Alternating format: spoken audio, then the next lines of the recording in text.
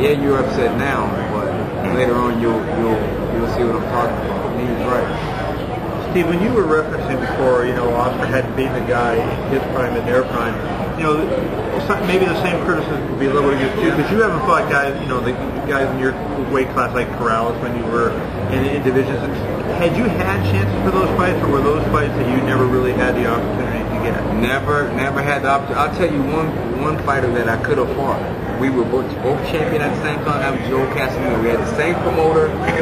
I was at his fight when he lost to Freitas. The first thing the promoters looked and said, "Oh, Steve, you can fight Joe." I said, "I would love to." Nothing ever happened. I was still IBF champion at the time, so I just never had the opportunity. And then I started outgrowing the weight class, because I had been fighting at that same weight since I was 14. It was tough. So I just never had the opportunity to fight the guys in the weight. I would have loved to.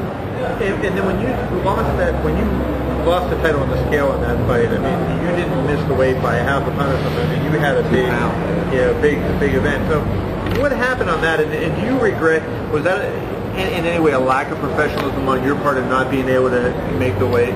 Yeah, it was. I can openly admit that it was a lack of professionalism. I had been off for so long, but it still was no excuse to come in overweight like that. And that's why, if you look at after that fight, I made the weight two more times after that. Just really killing myself because I didn't want to leave out like that.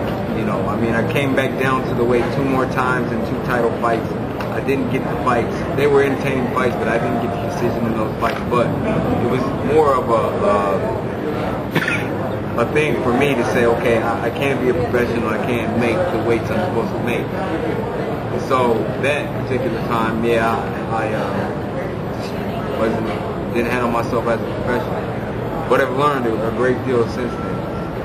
And was Roger in your corner on that fight? Yeah, Roger. What was his reaction to that? Because I know that he's a big guy on conditioning. Yeah, he knew it was gonna be tough for me to make the weight, and he was wishing more that we could just give up the belt and move up, because he was telling me that. And so he didn't really show too much disappointment. He was just like, man, you just outgrown the weight, you gotta move up. And I think that was something I needed to hear. I didn't need to be criticized more than, that I had been blasted on the television and papers and stuff like that. So, we just went from there.